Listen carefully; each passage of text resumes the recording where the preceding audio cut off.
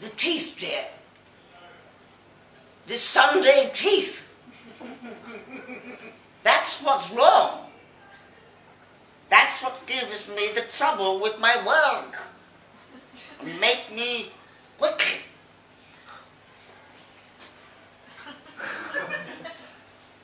Tetchy. Better. You won't have noticed, Ellie dear, but today being today, I've foregone the everyday teeth, which, as the name might suggest to the non-simpletons amongst us, is the teeth I wear every day, except for Sunday, when I wear the Sunday teeth, or go without. I don't expect comprehension here, not from someone hiding behind the bureau,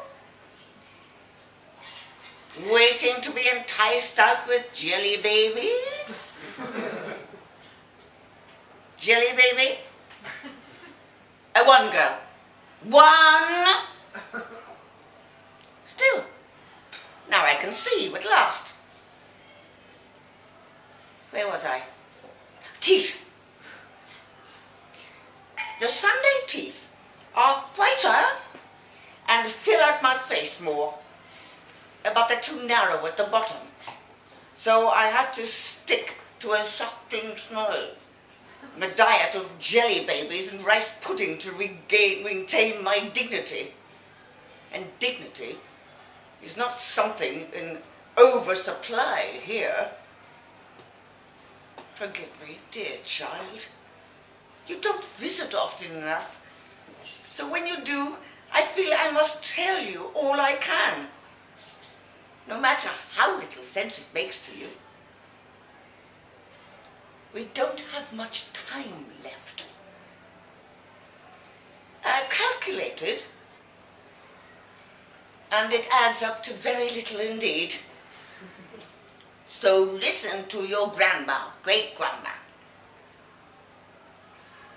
I wear the Sunday teeth for appearance sake, for visitors. They've the added advantage that I can whip them out and rattle and gum some dinosaur noises as you cover your eyes and tremble with what I'm guessing is sheer excitement. An easy laugh between rest-home truths. Ellie, darling, you're bright as the off button on an iron lung, but I don't think you've got the idea yet that I'm a real person. I suppose it's understandable. Great-gran is wheeled on as a kind of motorized Miss Havisham every few months and parked in the corner to make faces at the TV and keep her thoughts to herself, which she does, unless the mood takes her to shake this little snowstorm scene up some by throwing her now almost weightless scorn around. At least I'm a source of amusement for you. Some context-free colour to toy with, like an amputee parrot in a cage. For everyone else, I'm grey as a long-locked filing cabinet, a repository of yesterday's concerns. Listen to your great-grandma. A repository of yesterday's concerns. Ha! I'm not even sure I know what a repository is anymore. Latin, I'm guessing. Reposit something or other, meaning to rest or place something or other in something or other. I'd look it up if I could only remember where the dictionary was. I had my glasses a second ago. A second or two. Give me a moment to catch my breath. I have some wisdom to share, my girl. Useless though it will be to you for the next 80 years or so. It's this. once you hit 85, no matter what you are, no matter what you've been, everyone assumes you're harmless. It gets to you if you think of yourself as something more than a ventilated bag of bones and extra strong mint vapor, which I do. Who wouldn't? It works like this. We're all essentially hateful, ugly, and pitiable when we're old. So, when there's no one else left to remember, there's no one around who can tell the bad ones from the good ones who tried to do things right. It's a great leveler, senility. Old sins are wiped away and nothing new sticks. I'm struck when I look back by how the good times and bad times seem to count when I had my independence. Now, when there's no one around who can be bothered to keep track, and I'm enfeebled to the point of machine-assisted urination, I find I'm also morally impotent. My decisions, those I'm allowed to take, just slip off the surface, leaving drool to wipe away and a few last stains to scrub at with tooth powder. It's like there's a cut-off point at infirmity, when the world decides we can call it a wrap, ethically speaking, and that the rest can be tagged out as outtakes and goofs, cutting room leftovers. You've no idea what I'm saying, do you? Idiot child. Keep staring if you will. Just mind the medical equipment. Listen, girl. Listen up, as they say. Your mother probably hasn't told you this, but I was in films. Back when they were still films. The movies. Your great-grandfather discovered me, or so he always said. It's true enough that I hadn't had much time to discover myself when he first dressed me up and put me in front of a camera. I was young and foolish, but it didn't take me long to realize I couldn't act, and that to carry on that side of the camera, I'd need more than big eyes, a Louise Brooks bob, and skin that looked clear under grease paint. I was so beautiful, Ellie. I looked like, well, when you stop your mewling and give me your black and white stare of yours, I looked a little like you. Freeze frame on that. Hold it for me. I'm shaking. I worked with your great-grandfather on 5 films before we were married, spending every hour on set, learning what I could. He indulged me. What did he care? He'd moved on to other discoveries even then. Starlets falling out of the sky. He knew the late Diana Dawes before she was blonde. Sweet girl, Diana. And she wasn't the only one absolutely overflowing with sweetness. I suppose I thought I could keep an eye on him on set. I was a novelty. The girl cameraman. I filled in on a handful of fillers, and then, on the credits for the first time, worked on the Hitchcock rip-off with dogs instead of birds. Tooth and claw. Not my best work. More regrettably, not my worst.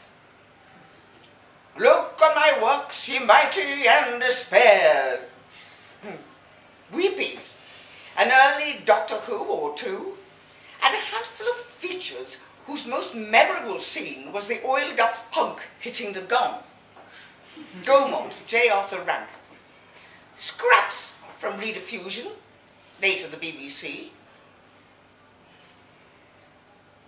It was all a long time ago.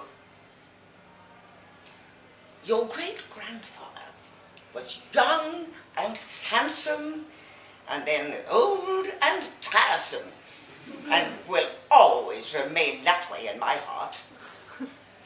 The photos, which you'd find in the second drawer under the cardigans that no longer fit, if you could tear yourself away from picking your nose long enough, don't do him justice in any respect. He was a great one for justice, Johnny. First name on the petition, whatever the cause, truth and justice for all, except, of course, in his first personal affairs. I don't think he knew his own daughter. Your grandmother, girl, imagine. When he came home after working 3-4 nights straight, work seemed to take up a surprising number of nights. Little enough money it brought in too, such that I was back out the moment Peg was at school. I won't pretend I wasn't jealous. His associations tightened up resentment so taut I'd feel the ropes in my arms, making fists if he so much as mentioned a new actress. Another Celia or Susanna with loose, better diction and an easier manner. He kept them hidden from me mostly, I'll give him that. I didn't know until he dangled a name in an argument for me to snap at, and snap I did. My affairs, he said, are my affair. It was only really later, when he'd lost his hair and most of his charm, and the scripts had dried up, that he came back to pick over the marriage for the white meat, to break the wishbone and close his eyes, banking on another decade, ducking the consequences. Fool that I was, I took him back. By then, your grandma off to big school, I was teaching, wrapped up in tutorials, which I'd kept my oeuvre vague enough that my students would only get a whiff of silver nitrate and a brief shot of me with Dirk Bogarde off-center soft focus. Dirk Bogarde? Ellie. Now carry on, dear. If you're eating, you're not chuntering. If you're not chuntering, you can listen. Look at me. Even the old women think I'm an old woman. Now my protégés are in their 70s, their protégés in their 50s. And all out of the business since the world was swallowed by a computer. All that work is still out there, in that great mass of wires and switches or what have you. I'm told it's all there, somewhere, somehow. The bad stuff along with the good, story and spectacle, big eyes and pillow talk, and never to be added to. That's what's taken the most adjusting to, knowing that I'll never make anything again, that I've finally, definitively, joined the idle classes. I never expected to live so long. None of us did. If I'd known, I'd have worked till I was all out of strength, or played at working. I miss the tightrope walk, swallowing a breath on each long take, holding it in, nodding at the focus puller. Now my hands have curled up and the trigger fingers got so bad, I'm left with a papier-mâché claw moulded to the shape of the next unwanted cup of tea, and I hate tea. always have. When I'm tipped into my bath, I run the claw up and down my skin, my withered legs, to generate some feeling. That moment when the pain breaks through the chill is as close as I get to the bliss I'd feel when Johnny would run his adulterous hands through my hair as he read his next script. That would be 50 years ago, when I had a head of hair worth running hands through. Now, well, if life is short, but the body makes it long. Remember that girl? Ellie? Ellie? Are you asleep?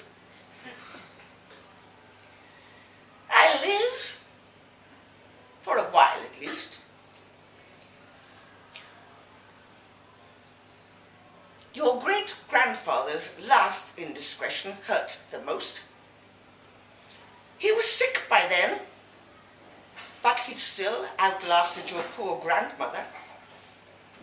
And even after I'd nursed him by proxy, chased down doctors, organised his care and rationed his medication, he was still looking around, shuffling along with that same glint in his eye soon as he was up.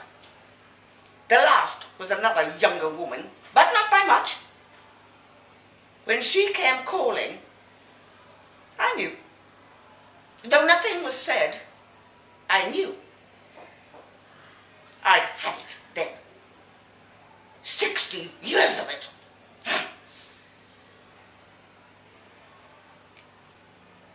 He was easy to finish. No one was there to see.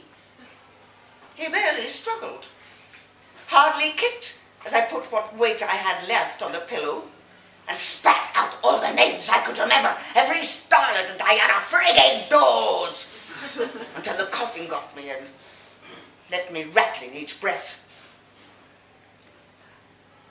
I took 2 pills and slept, and in the morning the home helped, did what was necessary, as I played my last role. The one I'd been preparing for all those years. He looked like nothing when they took him away. Like all that bluster had just leaked away.